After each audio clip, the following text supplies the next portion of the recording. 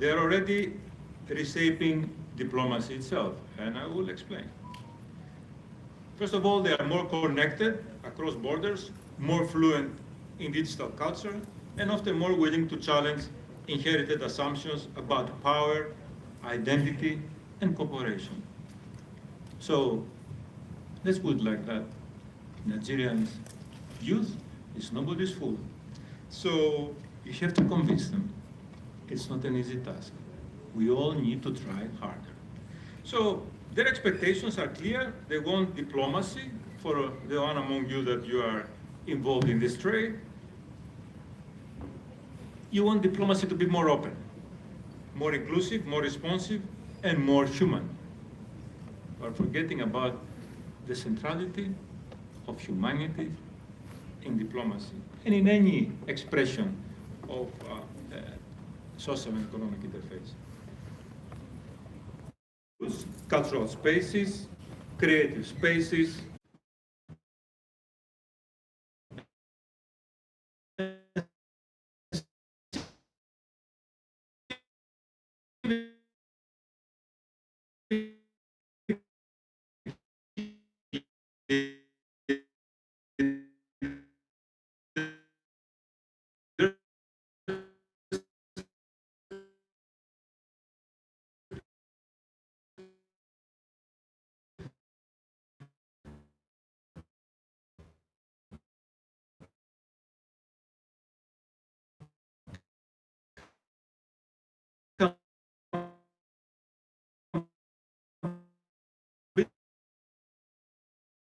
to our youth as well.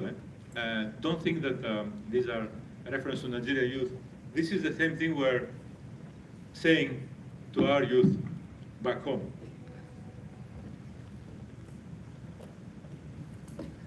Now, a recent European Union-linked youth cooperation with Nigeria has highlighted support for hubs and programs that provide resources, mentorship, training, and entrepreneurship pathways for young people. Because economic inclusion is essential to stability and to meaningful global partnership. I said in all my speeches, there is a citizenship value chain. Social inclusion, financial inclusion, political inclusion. If any of these phases is disrupted, citizenship does not take place. It's very simple. Now, on cultural diplomacy, which is one of the topics of the title, is that it definitely should remain in the heart of this effort. And in this, let's say, more strict space of Nigeria and Europe, we are definitely connected, not only by institutions, but by people, by stories, by music, by language, by learning, by imagination. We're in the 21st century, for God's sake. Cultural exchange allows nations to listen to one another more deeply. It helps young people see each other not as distant publics, but as collaborators in building a better world. Like I say, we're in the 21st century, for God's sake. Let's stop loading guns. And there is another space we must value far more deliberately, sports hubs. I'm saying that now we have the World Cup. I think it's also of relevance. And I know that Nigerians are very passionate about that. And it's definitely part of the diplomacy. Sports is often underestimated in diplomatic thinking, and yet it carries profound meaning for peace building. Across communities, sports creates a common language of respect, teamwork, fairness, discipline, and belonging. It brings people together across differences of background, religion, and identity, and has been used in Nigeria to promote tolerance, dialogue, resilience, and social cohesion among young people. Peace through sports is not a slogan, it's a method. When young people play together, train together, live together, and compete with dignity, they learn habits that diplomacy itself depends on. Respect for rules, respect for rules. A stronger European Union-Nigeria partnership can play its role. Others need to join.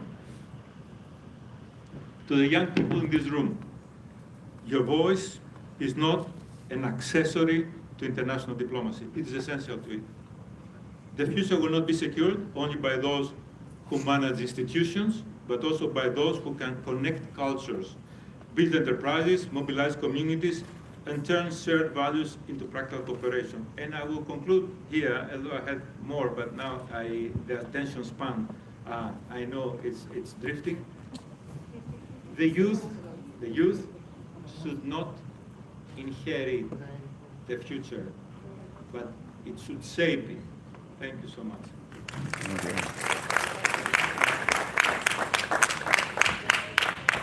I'll plead with you not to leave. Just give us a few minutes. Thank you very much. Please can we appreciate him again as he takes his seat.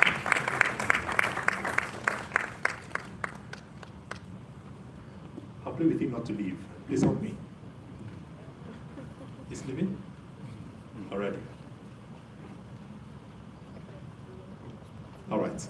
While we try to see how to bring him back just a bit, let me call on the deputy head of mission of the Korean embassy. He'll be coming to use just the next couple of minutes to also talk to us. Thank you very much. Please help me welcome Language. I know you adhere to time. I know. So I see a lot of pressure from all of you that my speech should be as short as possible. I'll do my best. Once it exceeds 5 minutes, you can shout out. I will do my best to shorten it. So good morning. It was supposed to be good morning, and now it's good afternoon. It's a great pleasure to see you all today. And as all the speakers have said, the role of the diplomacy has never been more important these days, especially in a world that is becoming more connected, but it is also very uncertain. And today's conference reflects the reality very well with three essential dimensions of diplomacy which organizers have presented. It includes strategic diplomacy to address peace and security. It includes economic and capacity building. Today, around 100 Nigerian students have studied or are studying in Korea or seeking their master's and doctoral degree through the Global Korea Scholarship Program. And through KUICA, which is our development agency, around 2,000 Nigerian officials and professionals have received training in Korea. Many have returned home here in Nigeria with new skills, new ideas, and professional networks. Also here in Nigeria, the Korean Cultural Center also helps bring our people closer together through K-pop, K-drama, language, arts, and other cultural programs. Since arriving in Nigeria, I have also come to appreciate that Korea and Nigeria share more than many people realize. Although our histories are different, both countries have experienced painful chapters, including colonial rule and civil war. I have also been struck by the energy and rhythm of Afrobeats. At times, it reminds me of the dynamism and rhythm found in Korean music. Perhaps this is one of the diplomacy's most important tasks, to discover these unexpected connections and build upon them. I hope today's conference will encourage all of you to think not only about diplomacy between governments as model ambassadors, but also about the human connections that bring countries closer together. It is all about going back to basics, I would say, in a world that the value of multilateralism is somehow disregarded now in the world. Today, so I also look forward to reflecting with you on the value of diplomacy in any kind of format in an increasingly uncertain world. And I also hope today's discussion will continue to ever stronger cooperation between Korea and Nigeria, and between Nigeria and its partners. Thank you very much, and I wish you a successful conference, and I hope this is less than 5 minutes. Thank you very much. Thank you very much for giving us a minute or two of your time. Please can we appreciate him again? Thank you very much. Let me quickly just remind you, when we had the three of them speak, they have mentioned very carefully about sports. Even though Nigeria could not attend the World Cup, I tell you the truth, we are even more engaged in the World Cup than the countries that attended. Messi fans, are you here? Yes. Ronaldo fans, are you here? Yes. You can see that. Thank you very much. Ladies and gentlemen, we are going to just have a group photograph And just after that, we will take on just one more goodwill message. And after that, we'll jump into our simulation. But just before then, let me quickly recognize the presence of the representative of the Executive Director, Goodluck Jonathan Foundation, Miss Anne Iono, who is represented by Ms. Tama Okado. Please can we appreciate her for coming?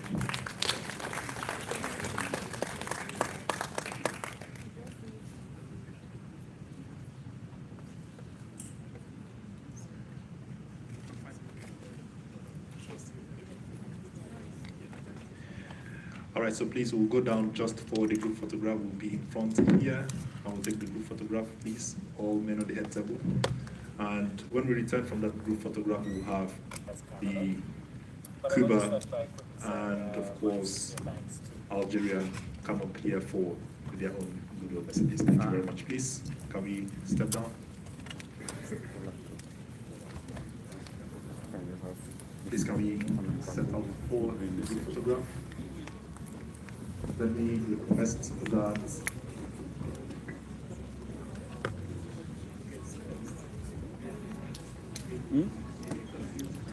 Which interview?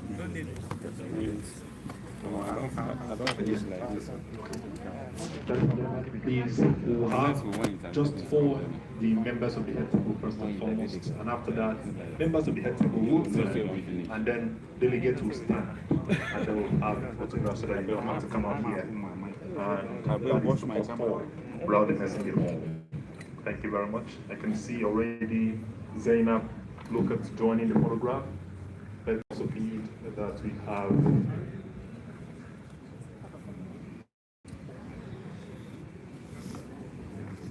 thank you.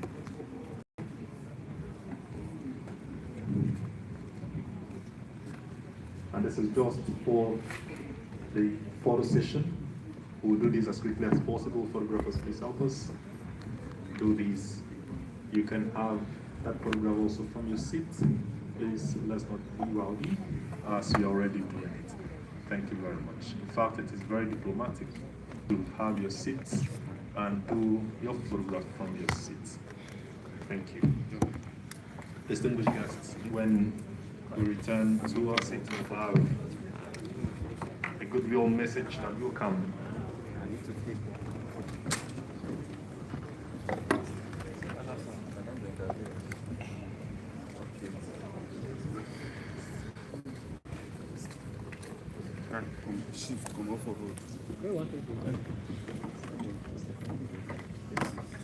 Delegates, please, you would want to rise.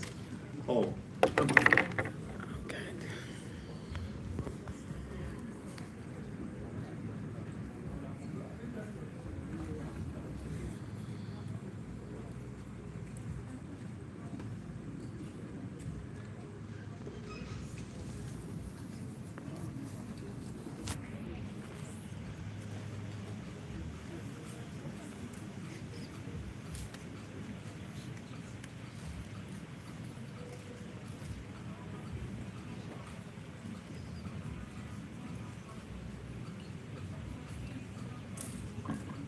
I am very sure I have not taken my photo yet.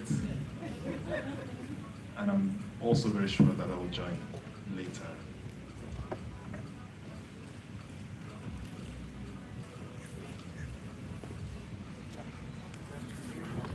Thank you very much. Delegates, please do well to have your seat. Thank you very much. Our guests, please, you can do well to return to the head table. Thank you very much to all of you, the representative.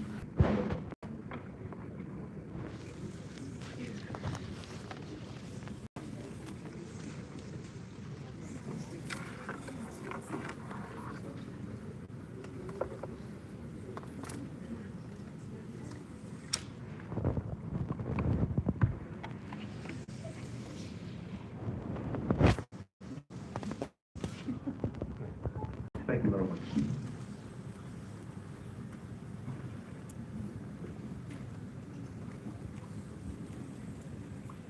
Very distinguished delegates, our observers, members of the head table, the team that planned this event. Let me have the honors of inviting the Ambassador of the Embassy of Ireland, Ambassador Peter Ryan. So please come up here. I'm not very sure how much minute I want to give that, but I know you'll help us. Thank you. Good afternoon, everybody. Good afternoon. It's nice to see you all. I didn't recognize you with all your beautiful finery. I almost thought I was in the wrong room. So it's good to see you again. I'd like to stand on existing protocols, if that's okay. But I would like to pay tribute to the Ministry of Foreign Affairs for the foresight of hosting today's event. And I want to congratulate each of you. Of course, it's always a great honor to be here with my colleagues also from so many like-minded countries here at the top table, and it's a great opportunity for you to hear some of those voices, including some that we don't hear from enough.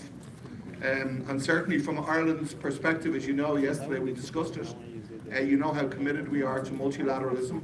You know that it was the ambition of generations upon generations of my ancestors to have a voice in the world, to have a voice for themselves in the world, to be able to speak out for other people in the world who are victims of colonialism, who are suffering from the same issues that the Irish people suffered for 800 years of colonial rule. So you know that multilateralism is not an abstract concept for us. It was a huge ambition of ours to be able to come to the international table. We joined the League of Nations. We joined the United Nations when we were finally allowed to join in 1955. And from 1958 until today, Irish peacekeepers have served across the world. Wherever peacekeepers are required, the Irish people send their sons and daughters to serve in the cause of peace.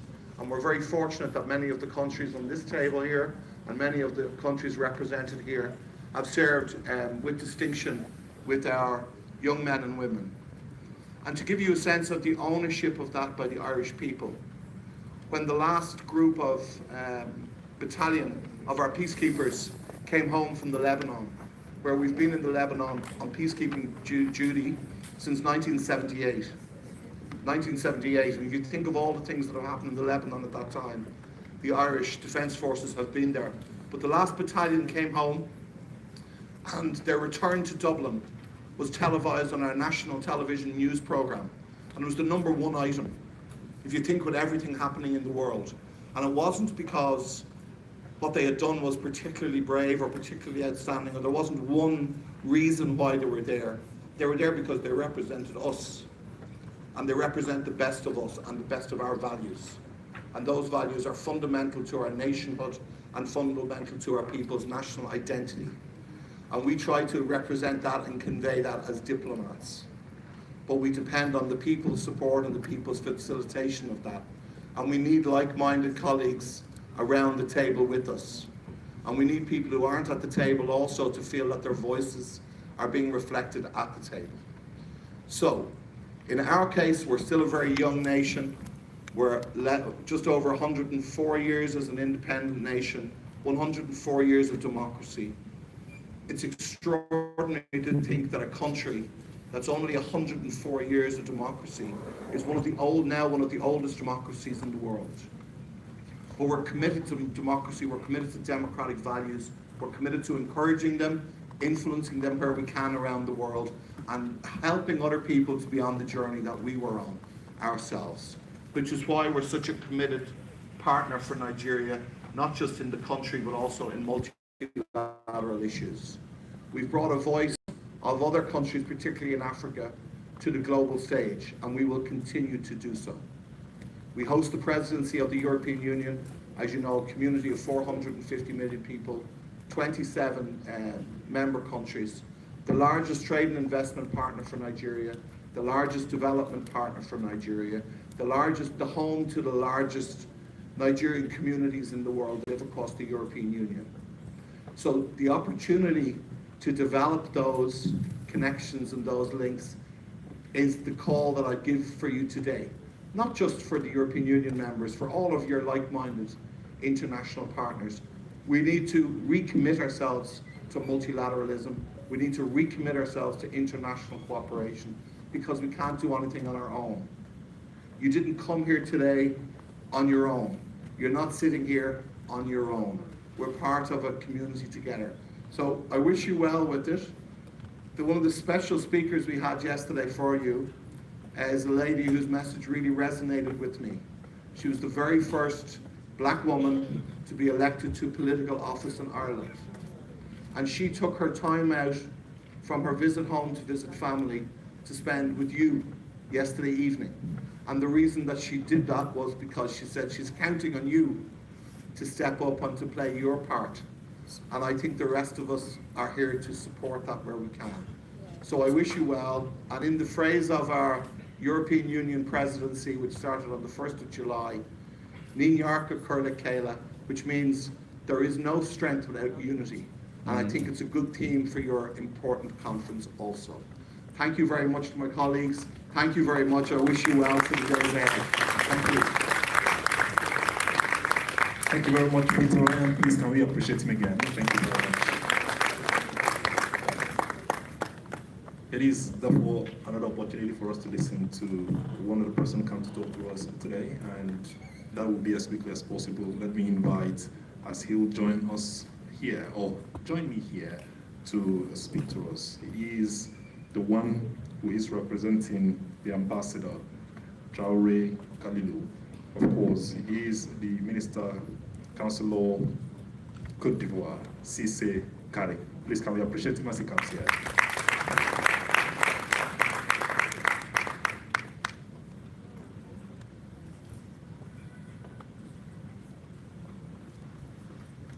Good morning, Your Excellency, the Senior Special Assistant of the President, distinguished head of mission and representative of diplomatic mission, distinguished representative of ministries, government agencies, international organizations, and development partners, distinguished organizers, dear participants, ladies and gentlemen.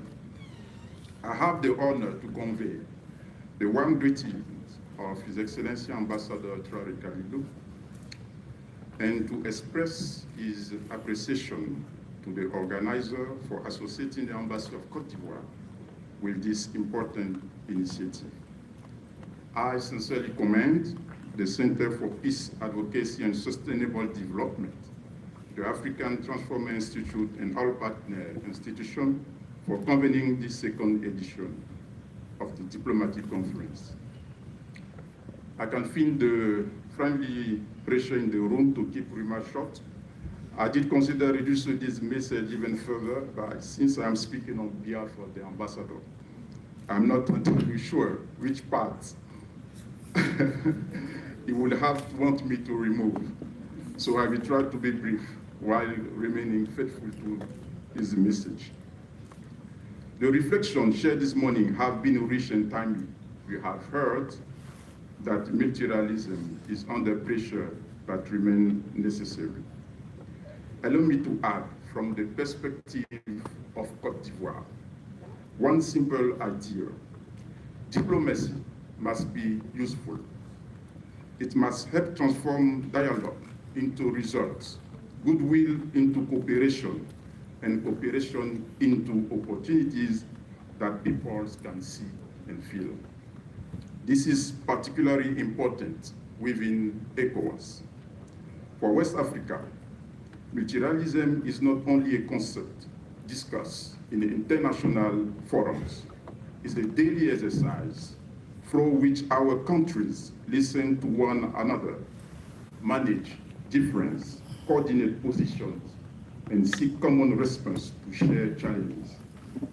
Within ECOWAS, diplomacy is tested in concrete ways for regional integration, mobility, trade, food security, infrastructure, energy, institutional dialogue, and the continuous search of peace and stability. Our regional space is also going through a period of institutional adjustment. But even when institutional configuration evolve, the historical, cultural, and human ties among West African peoples remain. Institutions may face moments of difficulty, but peoples continue to trade, travel, speak, create, and live together. This is a reason for hope. It reminds us that West African integration is not only built in institutions, it is also carried by families, traders, students, artists, entrepreneurs, communities, and citizens whose daily exchanges keep the regional idea alive. While ECOWAS remains our closest regional framework, our multilateral engagement also extends to the African Union, the United Nations, and other international platforms where Africa's voice, interests, and responsibilities must continue to be expressed with clarity and confidence. In this context, the relationship between Cote d'Ivoire and Nigeria carries particular significance. Our two countries are important actors in West Africa. They are linked by diplomacy, trade, mobility, culture, and a shared responsibility towards the future of our region. When Cote d'Ivoire and Nigeria work more closely together, it is not only a bilateral relation that advances, it is also the wider West African project that gains strength. Strategic diplomacy gives direction. Economy diplomacy gives substance. Cultural diplomacy gives depth. Culture is not only what we wear, sing, cook, or display. It is also what we carry as memory, identity, and dignity. It helps people recognize one another beyond official language and brings humanity to relations between states. Dear participants, allow me to speak to you directly. You are seated here today in a diplomatic simulation, but what you are learning is not simulated. The discipline is real, the responsibility is real, the expectations are real. One day, some of you may sit in negotiation room, some of you may draft position for your country, some of you may defend peace when emotions are high. Some of you may be asked to explain your country to the world or to explain the world to your country. When that day comes, remember this. Diplomacy is not only about speaking well, it is about listening deeply. It is not only about ambition, it's about character. It is not only about visibility, it is about reliability, accuracy, and wisdom. You will work in a world increasingly shaped by data, digital platform, and artificial intelligence. These tools may help you read the world faster, but they must not make you understand it less deeply. Artificial intelligence may assist the diplomat, but it cannot replace the diplomat's duty to think, to listen, to verify, to understand cultures, and to act with wisdom. So, prepare yourself not only to be brilliant, but to be reliable. Not only to be visible, but to be useful. Not only to dream of leadership, but to deserve trust. On behalf of the Ambassador of Cote d'Ivoire, I reaffirm our commitment to constructive engagement with the Federal Republic of Nigeria, to the strengthening of Cote d'Ivoire-Nigeria relations, and to the advancement of regional cooperation within ECOWAS and beyond. May this conference remind us that diplomacy is not only representation, it is service, responsibility, continuity, and the passionate work of bringing nations and peoples closer. I thank you for your kind attention. Please can we appreciate him again? Thank you very much. Thank you. When we had Canada speak, when we had South Korea speak, Qatar, and Ireland, I remember I've actually visited these countries, though through Google. And I'm hoping that someday I'll visit them in real life. For France, I've been there. Ivory Coast, I'll be coming soon. So please prepare for me. Ladies and gentlemen, another country I'd love to go to, we have a representative from there that will be speaking to us. and I'm talking about the ambassador of the Republic of Cuba. Ladies and gentlemen, help me as I welcome Her Excellency Miriam Morales Farmer.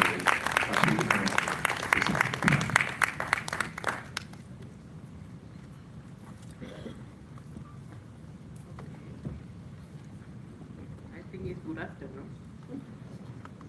Yes.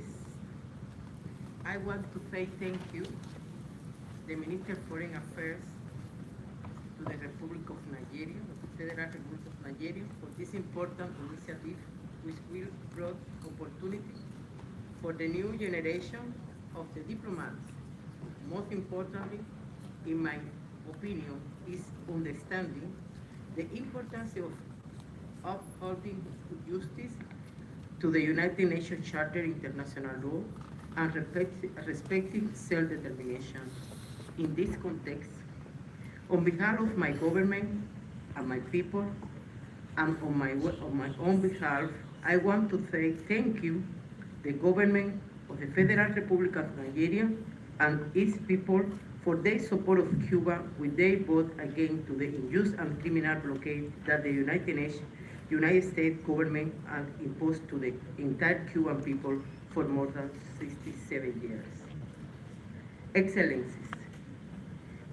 distinguished member of the Diplomat Corps, representative of the government of the Federal Republic of Nigeria, esteemed academic students, distinguished guests, ladies and gentlemen. It is a great honor for me to participate in this conference of forum that invite us to reflection of the role of diplomacy in an increasingly complex and interdependent world that is in great need of solidarity, cooperation, and dialogue. Allow me to begin by expressing the sincere gratitude again of the government of the Republic of Cuba to the opportunity to share contribution of the relationship that going to beyond traditional diplomatic ties, the relation between Cuba and Africa, and in particular between Cuba and Nigeria. For Cuba, Nigeria is not a simple friendly country. Nigeria forms a part of our nation's identity. More than half of the Cuban population has a central root on this part of the African continent. Our culture, our music, our tradition, our spirituality, and our history have been profoundly shaped by the legacy of millions of Africa, more than one from Nigeria. Around 3 million of Nigerians arriving in Cuba to the centuries ago. For that, Cuban is in Nigeria and Nigeria is in Cuba. And 85% of our ADA in our bloc is from Nigeria. That is very important. That side nobody can control. Since the triumph of the revolution in 1959, Cuban foreign policy toward Africa has been guided by unwavering principle international solidarity, respect for the sovereignty and for people's sovereignty equality among the states, mutual beneficial cooperation, and the promoting of peace. Cuba has never regarded cooperation as the instrumental political influence of economic conditionality. Rather, it has always been the expressing of our conviction that people have been moral duty to stand by in one another. That conviction was demonstrated in an extraordinary way during the African continent national liberation struggle. More than 380 Cubans combating and approximately 7,000 civilian international collaborators serving in Africa between the 1960s and the 1990s. People in the struggle for the independence of Angola, Namibia, and Guinea-Bissau, and supporting the other ones that we come to extend. I don't want to extend my speech in this regard, but it's the important issue that the Cuba struggle for human development. For more than 6 decades, over 60,000 Cuban health professionals has provided medical service in more than 160 countries around the world. Africa has always occupied a special place within this international effort. Tens of thousands of Cuban doctors, nurses, technicians, and specialists have served in more than 40 African countries, including Nigeria, providing health care to rural communities, remote area, and population with limited access to the medical service. Even during the Ebola outbreak in West Africa, Cuba also sent the doctor in this for support Africa. And during COVID-19 pandemic, Cuba also made the vaccine available to the African country for free shares.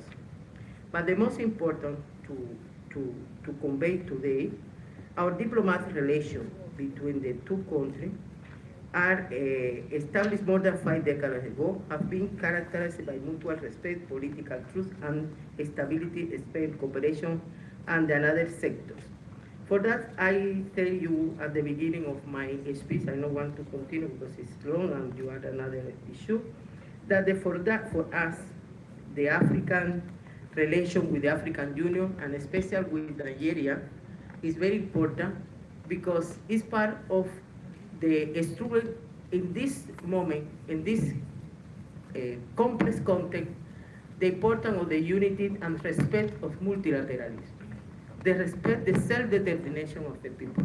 And for that, it's very important to the young generation in diplomacy need to know about this and learning to know about the history of the country, the relationship, and the most important is the international law and the fame of the one important organization of the body the world have is the United Nations. Thank you so much. Very many thanks to you for that speech well delivered. I want to remind you that I'll be coming to Cuba, so please keep your doors open so that I will have seamless entry. Thank you very much. Very distinguished guests I'll be bringing up to speak to us, and just after these two speeches, we will practice diplomacy here and now. Reason is because the representative from Ivory Coast said that one day you have to explain your country to the world, or maybe the world to your country. And so we'll have to practice that just before we continue. Please, can we appreciate him for that wonderful work? Let me invite the ambassador, of course, from Algeria, Mr. Hussein Mesouet. Please, can we appreciate him as a step forward here? Earlier on, you promised just a few minutes, and I know what you can do. Good afternoon. Good afternoon. Excellencies, ambassadors, and high commissioners, team of the Center for Peace Advocacy and Sustainable Development, distinguished guests, ladies and gentlemen, good afternoon. I would like to thank most sincerely the organizing committee for this important diplomatic conference and for the honor of associating the Algerian Embassy. It is a privilege to join such an esteemed gathering of colleagues, diplomats, and experts dedicated to reflecting collectively how to shape a better future.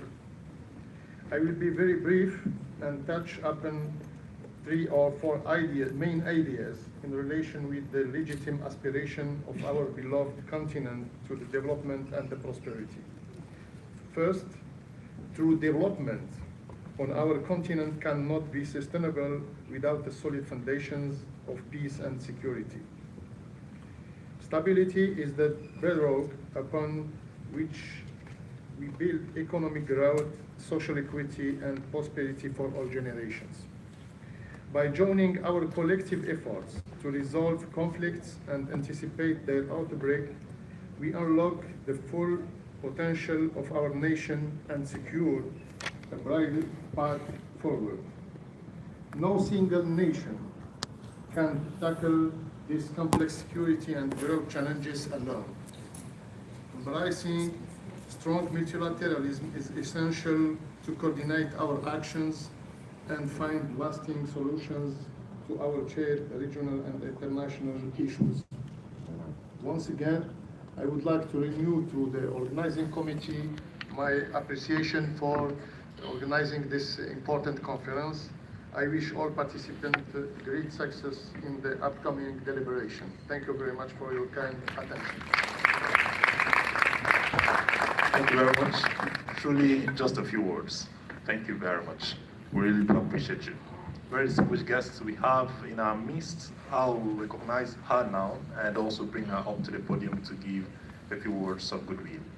Help me recognize and welcome Chargée d'Affaires at Interium. She's here with us today, all the way from Norway. Ladies and gentlemen, help me as I recognize and bring to the podium Michelle Hope. Some of you will be thinking how I pronounce the word chargé. Don't worry. It I Coast and Hotel. Good afternoon, everybody. I will also start by using one of my favorite Nigerian phrases, same as my Canadian friend and colleague. Allow me to stand on existing protocol. I would also like to, before I start my speech, I would like to repeat something that was said about diplomacy in general, which is more than official negotiations, more than the work of trained diplomats. Citizen diplomacy today is what each and every one of us, and you especially, represent by being yourself, by traveling, and in each interaction that you have. And with that, I must mention one of Norway's biggest ambassadors as of now. I don't think you would recognize the Norwegian ambassador to Abuja, even though he might be the tallest Oyibo you have ever seen. But the second tallest one would be number 9, Holland, who is doing a very good job at the World Cup right now, representing country and flag. Thank you. And because of that, this is not my regular voice, but we won a historic match on Sunday against Brazil, and this is what is left. So, allow me now to read from my speech. First and foremost, let me thank the organizers for gathering us in a world that is seemingly moving at a speed adapted to social media. That for us to be gathered here today, talking, listening to each other is a refreshing and somewhat old-fashioned thing to do. So thank you all for coming and for spending your time here with us today. As diplomats, we sometimes like to think that we solve problems and that we solve all the biggest of problems.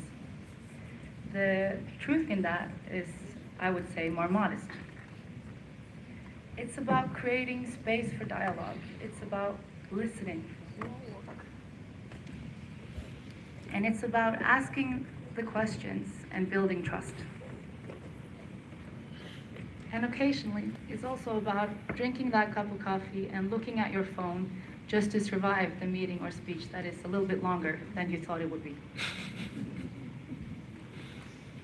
Norway has long believed that diplomacy is not about necessarily having the loudest voice in the room. It's about creating the space for dialogue, particularly when perspectives differ. And whether we are discussing peace and security or climate change, development, whatever it must be, progress rarely comes from agreement alone. It comes from the willingness to keep talking, even when agreement is not imminent. And that is why multilateralism matters. Not because it's perfect, we know it's not. It has its challenges, indeed. But because what we face today does. We may be geographically distant, but we are connected in multiple ways, by shared interests, shared ambitions, and most of all, going back to football again, our biggest, best striker after Holland is Antonio Nusa. He is the very embodiment of Norwegian-Nigerian relations with a Norwegian mother and Nigerian father. His father, Joe Nusa, who played for your national team way back. And as football is working very well, and I think if anything, what you may take away, sports is a great unifier in any setting, even also in formal diplomacy. As a Norwegian diplomat serving in Abuja, I am constantly reminded of the energy and the creativity, the entrepreneurship of Nigerians. And it's also something that characterizes the Nigerian people. And it is difficult not to be thoroughly impressed by a country whose greatest resource is not underneath the soil or offshore, but in its very people. Looking ahead, I believe diplomacy will become even more important in the future. We live in an increasingly complex world where relationships will remain important. Trust still matters, partnerships still matter, and conversations like we will be having today still matter. And even though diplomats themselves, us, me and my colleagues, we might not be the ones solving the biggest of the world's problems, like microphone feedback, I still believe that if for every solution there was a room full of diplomats who started with vastly different suggestions and somehow aided the solution to become a reality. And then finalizing with my, I'm paraphrasing my second favorite Nigerian saying, diplomacy, no, they carry last.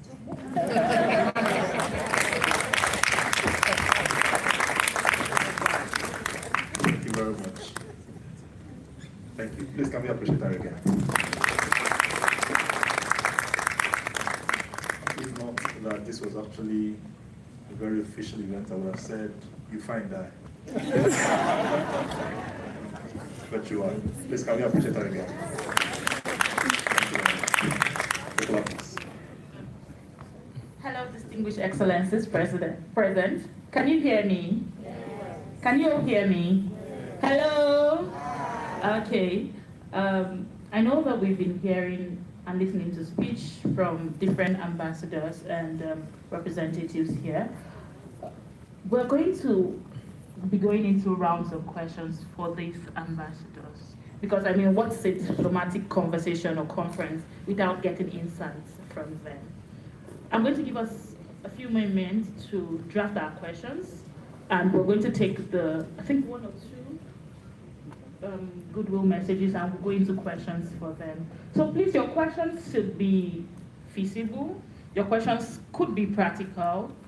Just ask questions that you think that you need at the moment, or something that you think has been bothering you on diplomacy. Even if you want to ask them, how did they get here? How did they become diplomats? I think you can ask those questions, but write your questions out. I might go around getting them, or we'll pass the mic to you to ask your question. Thank you. Thank you very much, Bukola. I know that for some men, you have been waiting to hear a female voice. And I can actually give you one, and that will be when Bukola have to return here. But thank you very much, Bukola, for that opportunity. I had said earlier on that we're going to practice diplomacy as quickly as possible, so please bring out your phones just before I invite the next goodwill message. Just bring out your phones, turn on your cameras, face it towards me. Have you done that? Okay. Cameras, please. I'm still waiting. Okay, I can see many. Please snap me.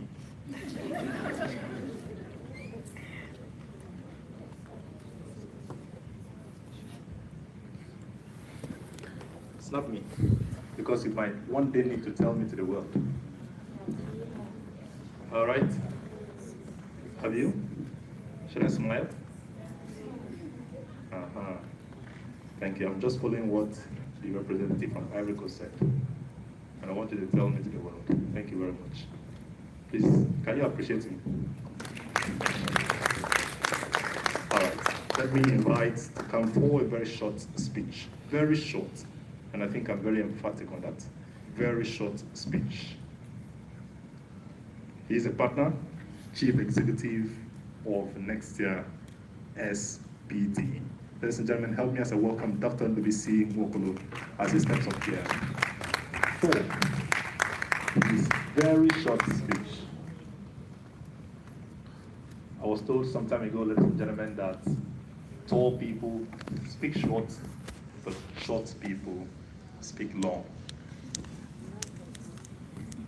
Sir, please, I can see your head shaking. Thank you. Welcome, sir. Thank you so much. I mean, he's really doing well in diplomacy. So I think one of our greatest exports in terms of communication is what everybody has been saying today, standing on the existing protocol. So we cannot be exporting it and we're not using it. So I will start by saying that let me stand on the existing protocol since I have a very short time. But before I go into the speech I've been giving, let me first tell the changer of Norwegian Embassy, right? You didn't mention my captain here, Matt Nodegaard. Without him, you wouldn't be where you are.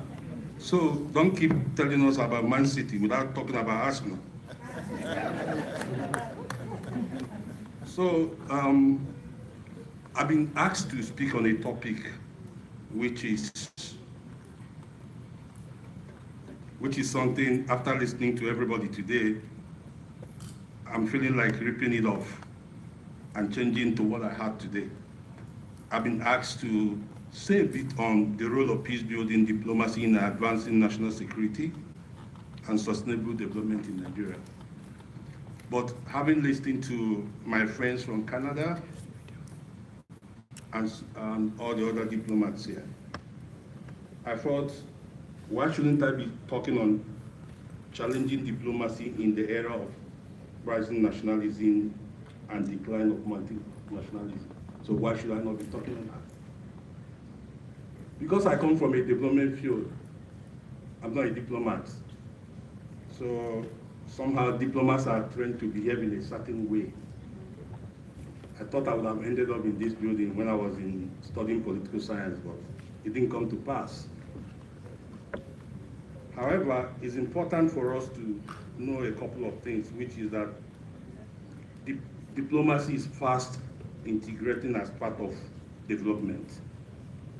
Before you find out that countries, when you go to an embassy, you see people who are trained as people who do international development, and then you see the ones who are real diplomats. But these days they are fast integrating together. And why is this? It is so because countries no longer negotiate from the point where they relate to you from the point of what they will give to you, but they relate to you from the point of what you bring to the table. So I think that is key for everybody sitting here today who is aspiring to be a diplomat. Why is it so? You could see the way even what we are talking about today, which is multilateralism, how it's changing. Again, it's very important to see that for us who want to be diplomats, or the young people who are aspiring to be diplomats, one of the key things about a diplomat is the way you negotiate. The way you can tell somebody to go to hell and the person is happy, smiling, and looking forward to going to hell because you know how to negotiate your way. But relating to the topic I've asked to speak on, how does this relate to peace building and national security, especially in the context of our country? I mean, we can look at this from two perspectives. When Nigeria as a nation, and secondly, Nigeria as a key nation in Africa. With what is happening in Africa today, especially what is happening in South Africa. I mean, as a Nigerian, you might be asking yourself, what does it take to be an African? And how does that relate to our own national security? First is to say that you are as strong outside the way you are strong inside. People cannot respect you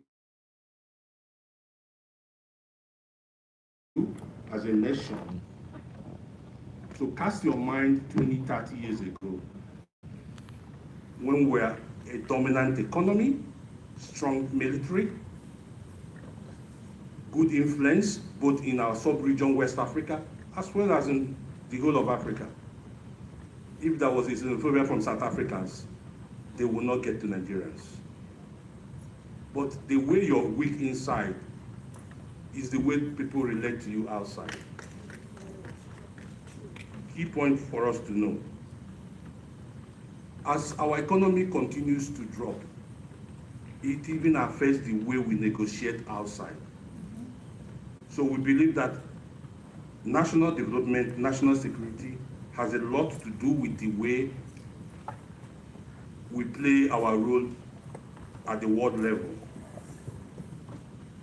So in terms of peace building, when you look at what is happening in the country, Southwest, Northeast, all the 6 geopolitical zones in the country are grappling with one form of insecurity, violent conflict or the other. As this continues to unfold in one way or the other, it affects the way even our neighbors look at us. So, if I'm a pastor, I will say, may God help us to start resolving this national contradiction to the way that we'll start having a stable and a sustainable peace in the country. Say amen to that. Once we start getting these things right, it becomes easier for us as a nation to find a way to start dealing with issues of national issues that has to do with our diplomacy. As a firm, next year we've been tracking Nigerian violent conflict over the last 6 years. I will not bore you with the figures because they are disheartening. But the question is, what are the changing paradigms with regards to diplomacy and peace? If we continue to work with the existing paradigm, will that help us to achieve that sustainable peace and national security that we are thinking? My idea would be that we cannot continue to do the same thing and expect a different result. The manner and the ways we are handling peace building in this country cannot give us the peace we are looking for. Peace building is not about the armies you have. If it's about the armies, there are countries that will not be talking about terrorism because they have the strongest armies in the world. Peace building is not about trying to solve a conflict. Peace building is about solving a conflict in a manner that the parties shake hands and say, we're happy with it. I mean, there's something about negotiation. You can negotiate with somebody and you give the person 60 and you take 40, and the person is telling you that he's not happy or that she's not happy. You go back and give the person, you talk and give the person 30 and keep 70. The person is happy with the 30. Now remember, he had earlier given him 40 and he said no. You cannot shave a man's head in his absence. He's looking at me, so he wants me to go. So, what am I trying to say? For Nigeria to be as strong as we want to be, we have to look at our peace building and find a way to start regenerating it in a way that is connected to sustainable peace, sustainable growth, and that's the only way we can boast of national security. I mean, I have a lot to talk, but let me close by saying this.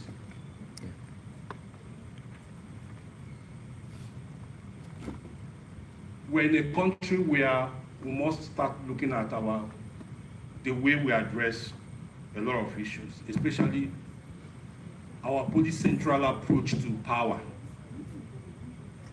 300 and something ethnic groups. We are multicultural, we are multi-religious, and lots on.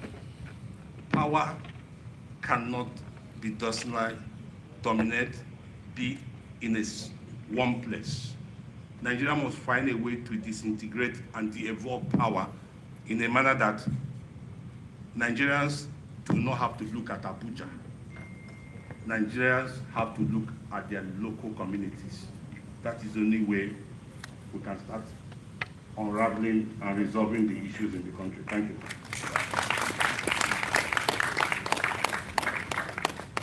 Thank you very much. I could not help but look at you, sir, when you said I was looking at you and asking you to stop. I could not help. Thank you very much. Ladies and gentlemen, just as a way to say we're ending the speeches, let me invite the representative of the Executive Director, Goodluck Jonathan Foundation, Ms. Ann Yeno, who is represented here by Ms. Tama Okada. Please come here, appreciate her. She comes up here for her short speech.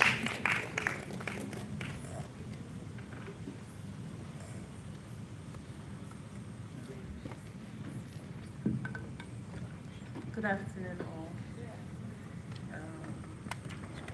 It is with great honor and privilege to stand before you today on behalf of the Executive Director of the Goodluck Jonathan Foundation. She has genuinely looked forward to being here, and due to some matters arising in the office, she couldn't make it here.